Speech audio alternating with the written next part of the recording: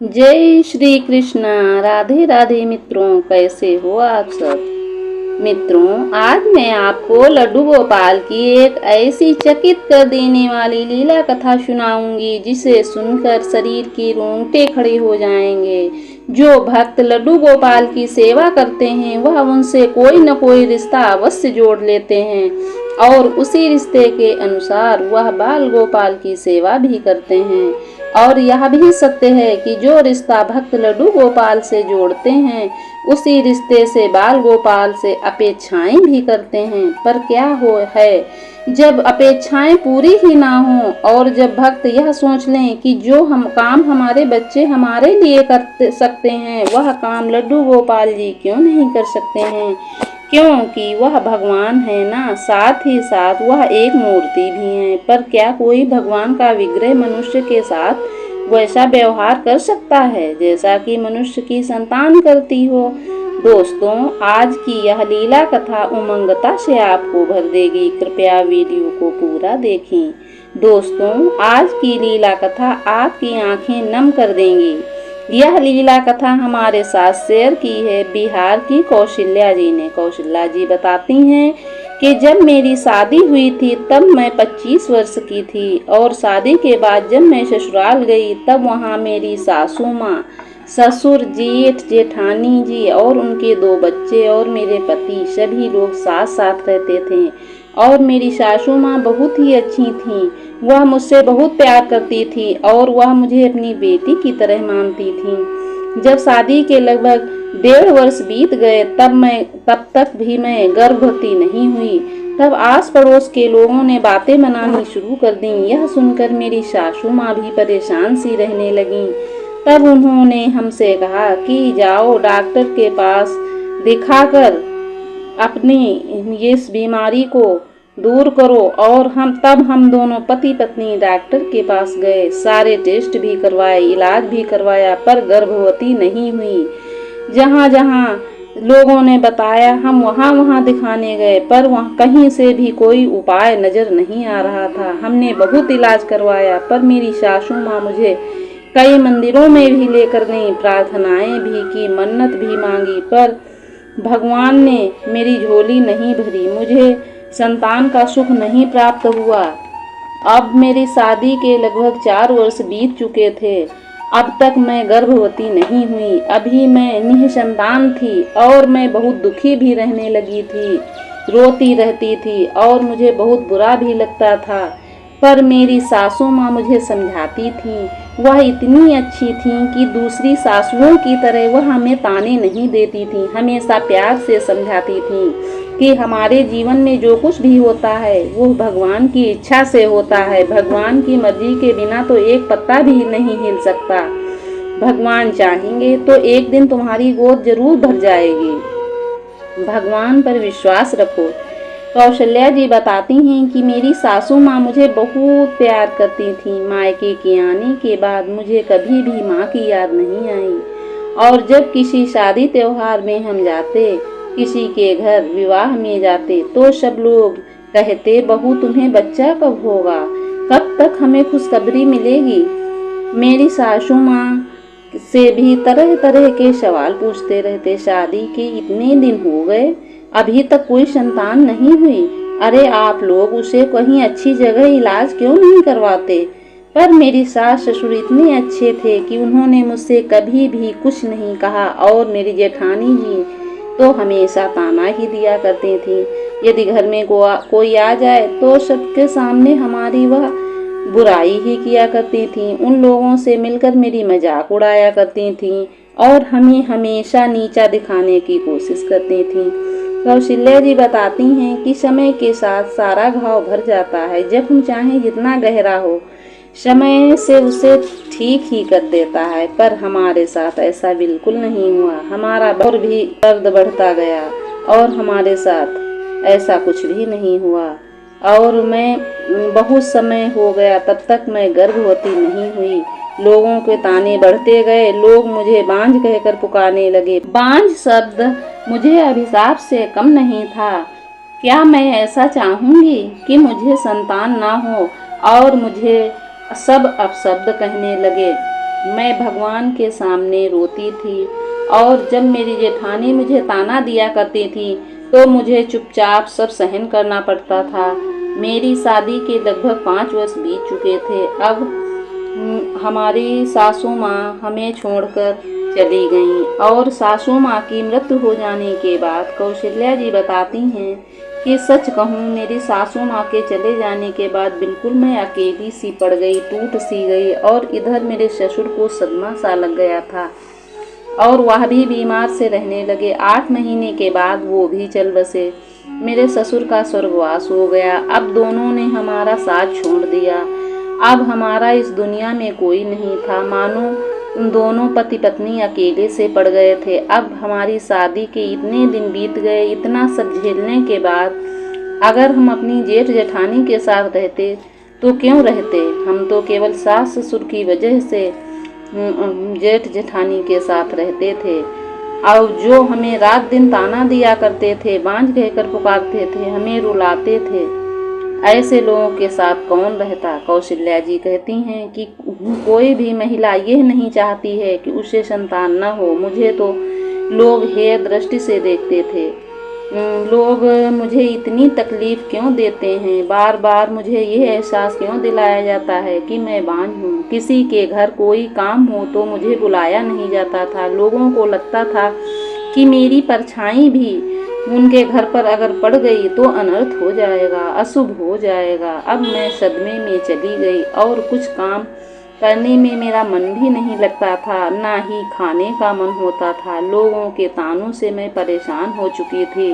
अब मेरे हस्बैंड मेरे साथ थे, वह मुझे बहुत हिम्मत देते थे। मेरी सासू माँ अगर होती तो मुझे हिम्मत बढ़ाती और उनके होते हुए मुझे कोई कुछ न कह पाता। वो हमेशा हमें सांत्वना दिया करती थीं और जब भी मेरी सासू माँ नहीं रहीं तो फिर मैं अपने जेठ जेठानी की इतनी बातें क्यों सुनूं, उनके साथ मैं क्यों रहूं। एक समय ऐसा आया कि हम दोनों जेठ जेठानी से अलग हो गए।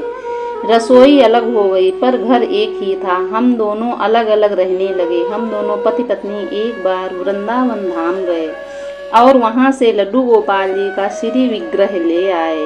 बाल गोपाल को हम दोनों अपनी पुत्र के रूप में मान लिया था और बाल गोपाल की सेवा करने लगे। लड्डू गोपाल की छोटी से छोटी जरूरत का ध्यान रखने लगे। बाल गोपाल से बहुत ही लाड़ लड़ाते, खूब प्रेम करते थे। मेरे पति जब भी नौकरी से शाम को घर वापस आते तब हम दोनों मिलकर लड्डू गोपाल के भजन गाया करते थे, उनके साथ हंसते थे, खेलते थे और नृत्य भी करते थे। लड्डू गोपाल के हमारे जीवन में आने के बाद हम दोनों पति पत्नी का जीवन ही बदल गया।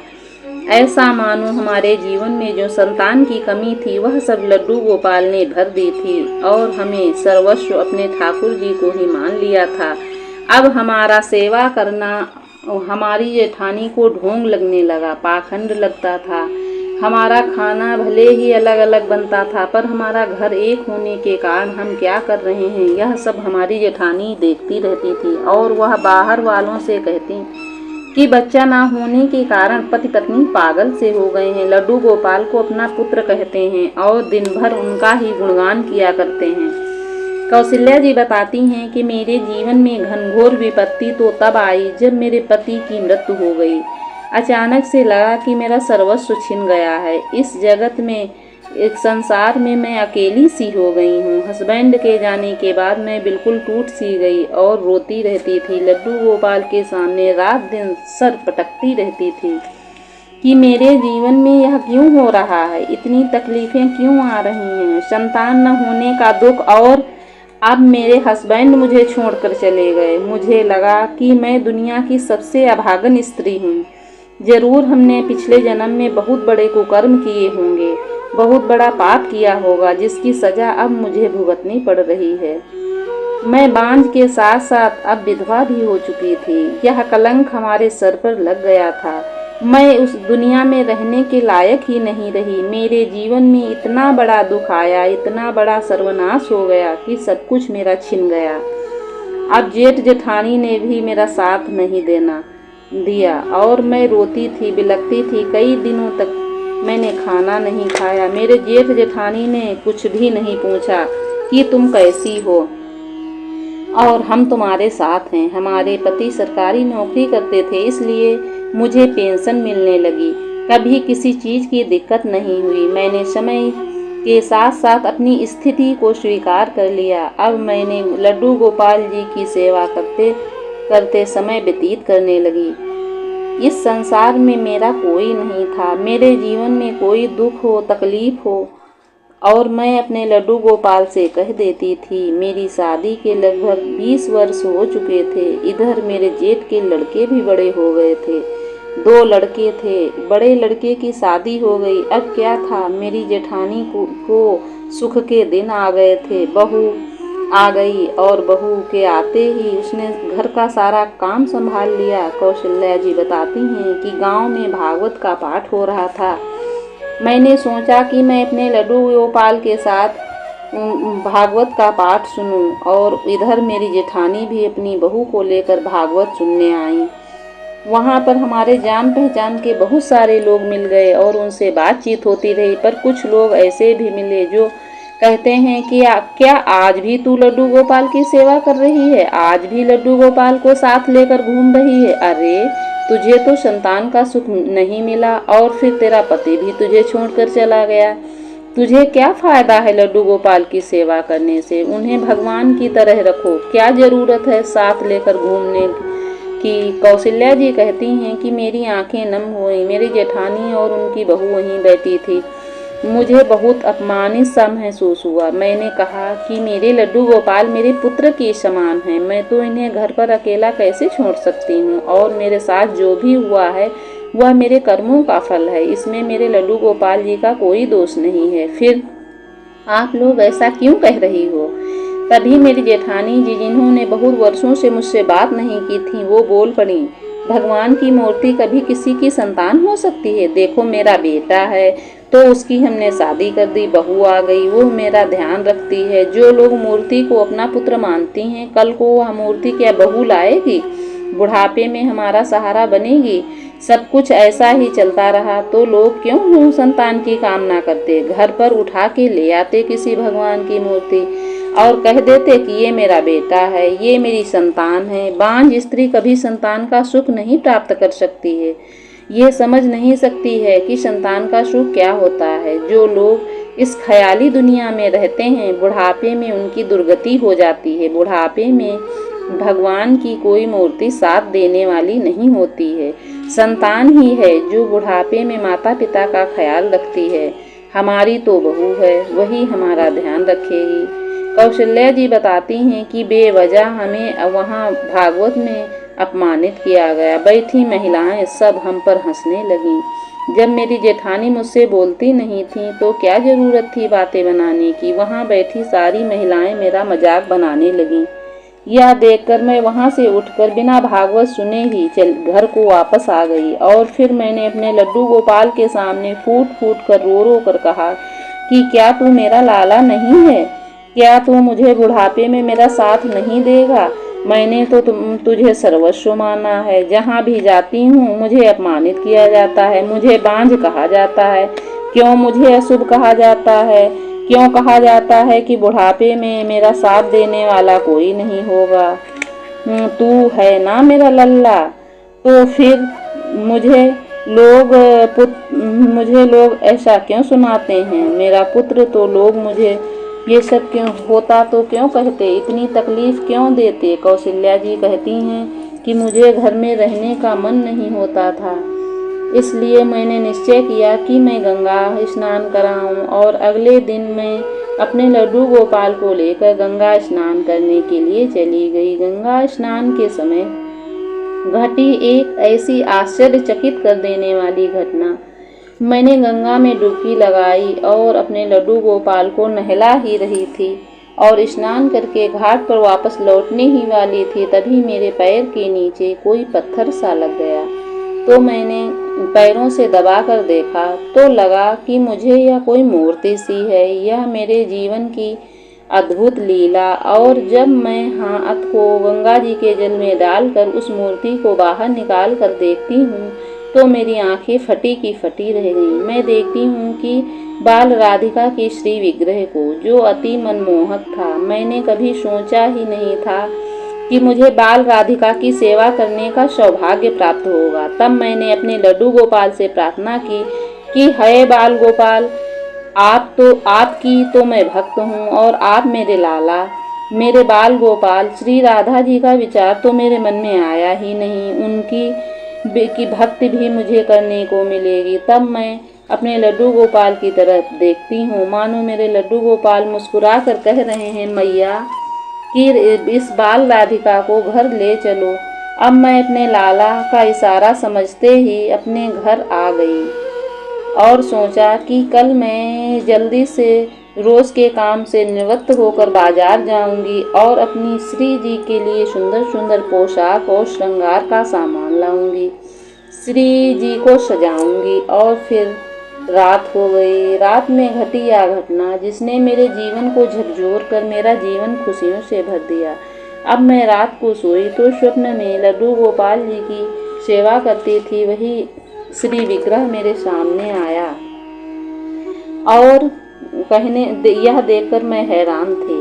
लड्डू और मैं पहले रो रो कर लड्डू के गोपाल जी के सामने अपनी सारी जीवन की दुख को कहती थी, उसी प्रकार मैं लड्डू गोपाल से पूछती हूँ, क्यों तू मेरा लाला नहीं है?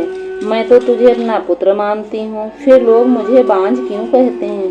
क्यों मुझे अपशगुनी कहते हैं? क्यों मुझे लोग ताना देते हैं कि तुम्हारा पुत्र बुढ़ापे में काम नहीं आएगा? क्यों मुझे लोग अपमानित करते हैं? और मैं अपने लड्डू गोपाल के सामने फूट फूट कर रो रही थी।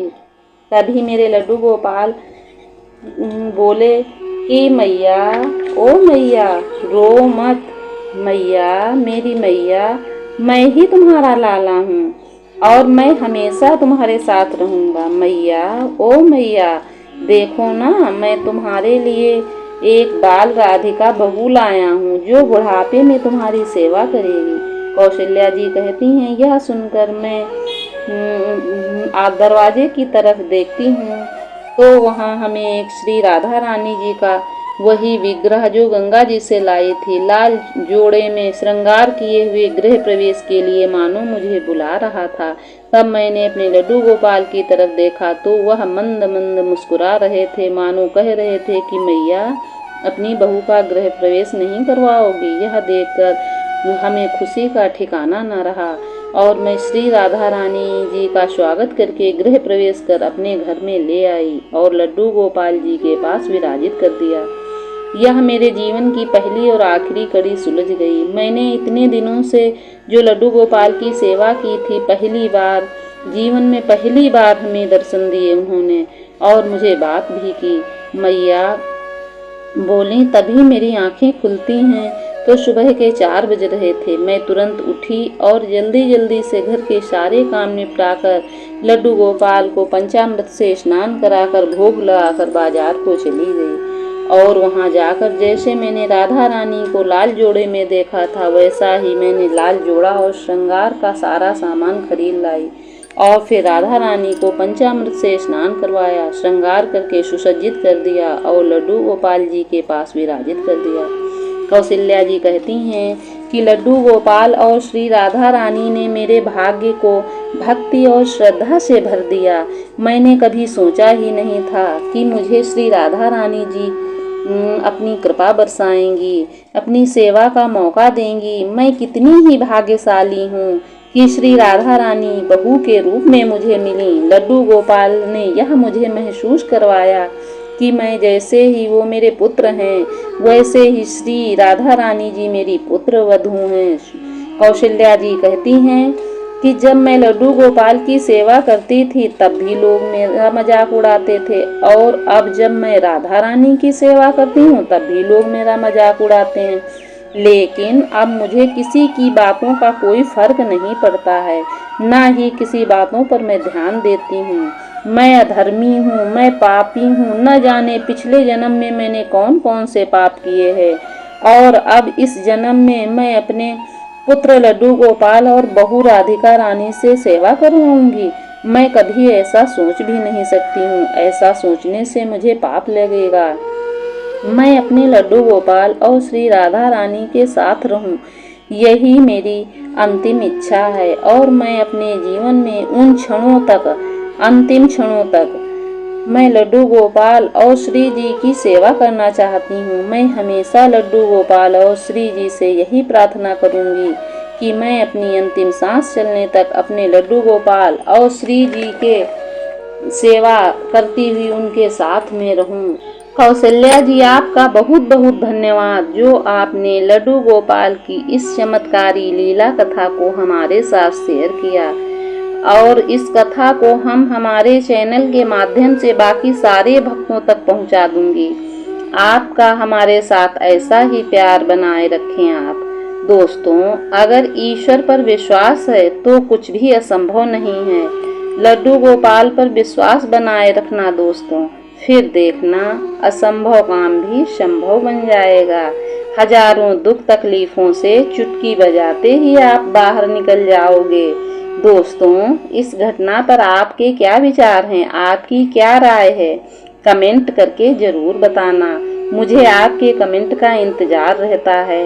और प्रत्येक दिन की भांति मैं आप सब प्रिय लड्डू गोपाल के भक्तों से हाथ जोड़कर यही विनती करूंगी कि आप सब लड्डू गोपाल की सेवा कीजिए, ठाकुर जी की भक्ति कीजिए, नाम जप कीजिए, और एक बार मेरे साथ प्रेम से बोलिए, बोलो बांके बिहारी लाल की जय, बोलो लड्डू गोपाल की जय। जय जय श्री राधे। दोस्तों, यदि आपको लड्डू गोपाल की यह चमत्कारी लीला कथा अच्छी लगी हो तो अगर आपके हृदय को स्पर्श की हो तो कृपया वीडियो को लाइक अवश्य करें दोस्तों, और अपने मित्रों के साथ अवश्य शेयर करें, जिससे बाकी भक्त भी लड्डू गोपाल की इस अद्भुत कथा का श्रवण पान कर सकें। और हमारे चैनल को सब्सक्राइब करें, जिससे हमारी सारी लड्डू गोपाल की कथाएं आप तक पहुंच सकें, आप उनका अद्भुत आनंद ले सकें। लड्डू गोपाल की कृपा आपके तथा आपके परिवार पर सदैव बनी रहे। राधे राधे दोस्तों।